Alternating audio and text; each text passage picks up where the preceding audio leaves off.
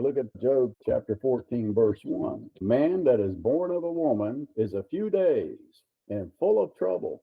You don't think God knows what he's talking about?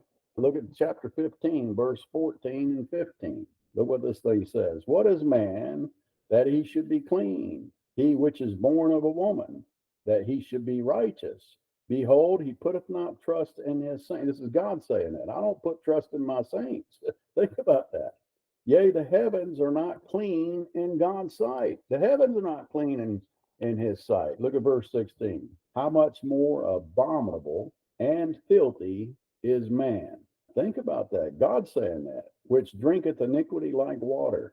Yet that same God that says that about man came down here and paid for man's sin and says, now I want you to come live in a place where you'll never feel the effects of sin again, and you'll live for all eternity. Just come and fellowship with me. Do you realize what's being offered right now to mankind? It's a tragedy if you go through life and never pay attention to this God that has reached his hand down so far to where you're at, and you couldn't have gone up and met him nowhere, but God came down to meet you. Look at chapter 20, verse 4. Knowest thou not, this is of old, since man was placed upon the earth, since God put Adam back there on the earth, don't you know this? The triumphing of the wicked is short, and the joy of the hypocrite but for a moment. The triumphing of the wicked right there, doctrine is talking about the Antichrist, but it could be anybody that doesn't want nothing to do with God. Lucifer was up there with God, in fellowship with God, singing songs about God, leading the choir about God, and said, you know what? I don't want to be with you. Matter of fact, I'm going to take over what you got. Well, look at chapter 25, verse 4.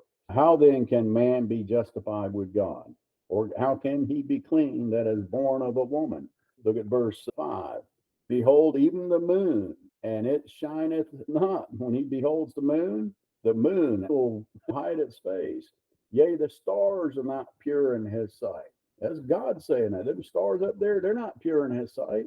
After sin entered the world, how much less man that is a worm, and son of man, which is a worm. What an assessment of man. He's called a man a worm.